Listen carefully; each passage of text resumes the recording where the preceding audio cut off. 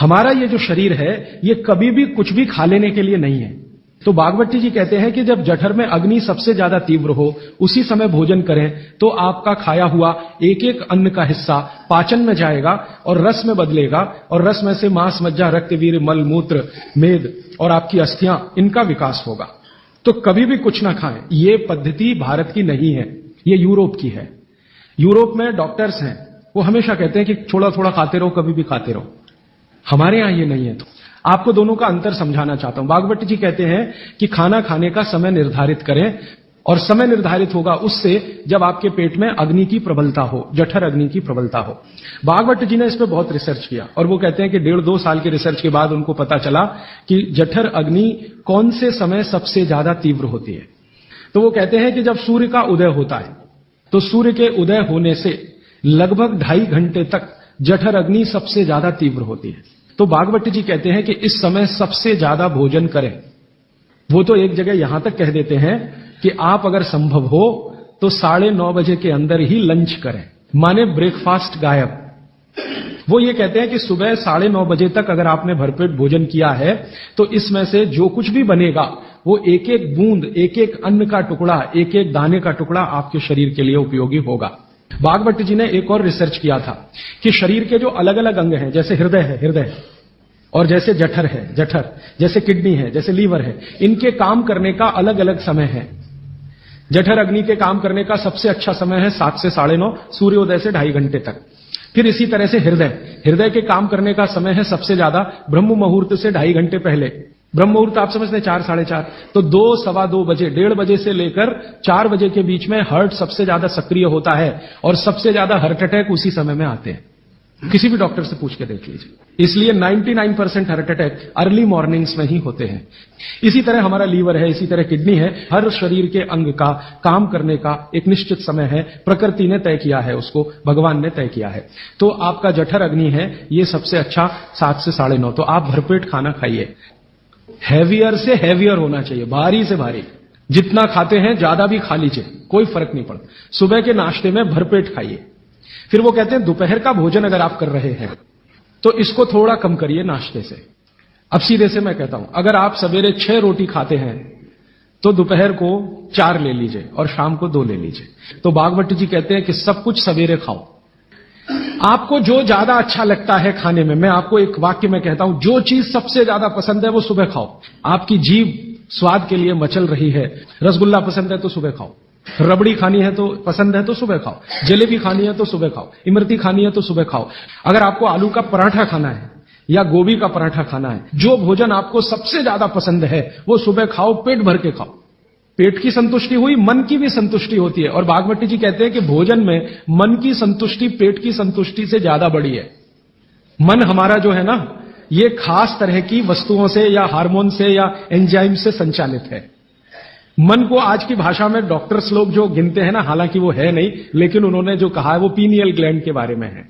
ये जो pineal gland है ना, इसमें से बहुत सारा रस निकलता है जिनको हम हार्मोन्स कह सकते हैं, कुछ एंजाइम्स हैं। ये संतुष्टि के लिए सबसे आवश्यक ग्लैंड है पीनियल ग्लैंड।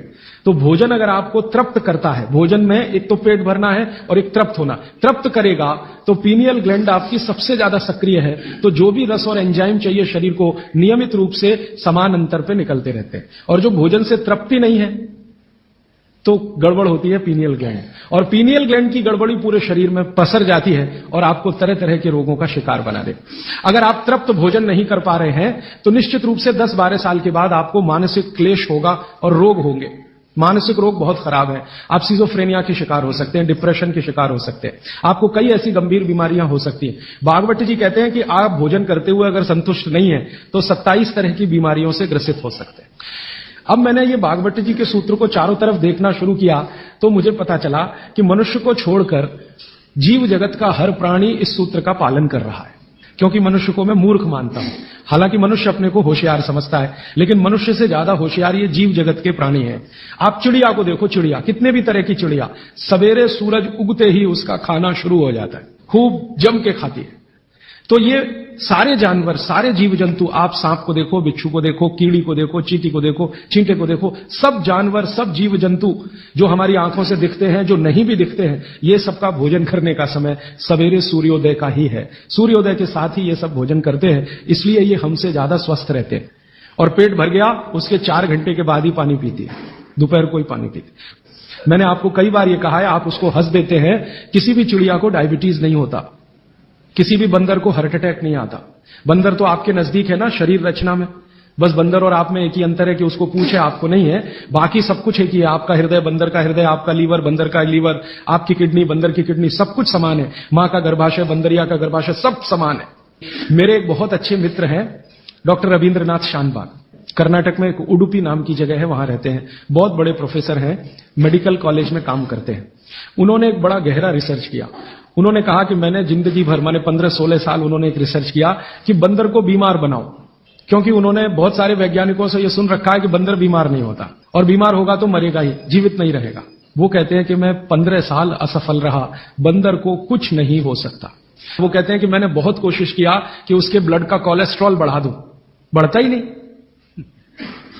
तब उन्होंने एक दिन रहस्य की बात बताई, वो आपको भी मैं बता देता हूं कि बंदर का जो ब्लड है ना, उसका RH फैक्टर दुनिया में सबसे आदर्श है। और आपका RH फैक्टर जब नापता है ना कोई डॉक्टर, तो बंदर से ही कंपेयर करता है, वो बताता नहीं आपको, ये अलग बात है। तो वो प्रोफेसर साहब कहते हैं, यार ये सब एक ही चक्कर है कि बंदर सवेरे ही सवेरे भरपेट खाता है, जो आदमी नहीं खा पाता। तो वो प्रोफेसर रविंद्रनाथ शानबाग ने कुछ अपने मरीजों को कहा कि देखो भैया, बंदर की तरह से खाओ, माने सुबह सुबह भरपेट खाओ। कि जब से उन्होंने सुबह भरपेट खाना शुरू किया, किसी की डायबिटीज माने शुगर कम हो गई, किसी का कोलेस्ट्रॉल कम हो गया, किसी के घुटने का दर्द कम हो गया, किसी के कमर का दर्द कम हो गया, किसी का कुछ, गैस बनना बंद हो गई, पेट में जलन होना बंद हो गई, नींद अच्छी आने लगी, वगैरह वगैरह। तो समय मैंने आपको बता दिया, सूरज उगा और 2.5 घंटे तक, माने 9:30 बजे तक, ज्यादा से ज्यादा 10 बजे तक आपका भोजन हो जाना चाहिए। और ये भोजन तभी होगा जब आप नाश्ता बंद करेंगे। ये नाश्ता हिंदुस्तानी चीज नहीं है, ये अंग्रेजों की है। और आप जानते हैं ना हमारे यहां चक्कर क्या चल गया, नाश्ता थोड़ा कम करेंगे, लंच थोड़ा ज्यादा करेंगे, डिनर उससे भी ज्यादा करेंगे। सवा सत्यानाश, एकदम उल्टा। भागवत जी कहते हैं कि नाश्ता सबसे ज्यादा करो, लंच उससे कुछ कम करो, डिनर सबसे कम करो। ये अंग्रेज और अमरीकियों के लिए नाश्ता कम है। कारण पता है, वो लोग नाश्ता हल्का ही करें तो उनके लिए अच्छा है। कारण उसका एक ही है कि अंग्रेजों के देश में सूर्य नहीं निकलता, साल में 8-8 महीने तक सूरज के दर्शन नहीं होते। और ये जो जठर अग्नि है ना, ये सूरज के साथ सीधे संबंधित है। जैसे जैसे सूर्य तीव्र होगा, अग्नि तीव्र होगी, जैसे जैसे सूर्य कम होगा, अग्नि भी कम होगी। तो वो नाश्ता हैवी नहीं कर सकते, करेंगे तो उनको तकलीफ हो जाएगी। इसलिए मैंने सबसे पहले दिन जो सूत्र बोला था, अपनी आबो हवा, अपना पर्यावरण, अपना वातावरण, अपनी तासीर, इसको ध्यान में रखकर ही चलें।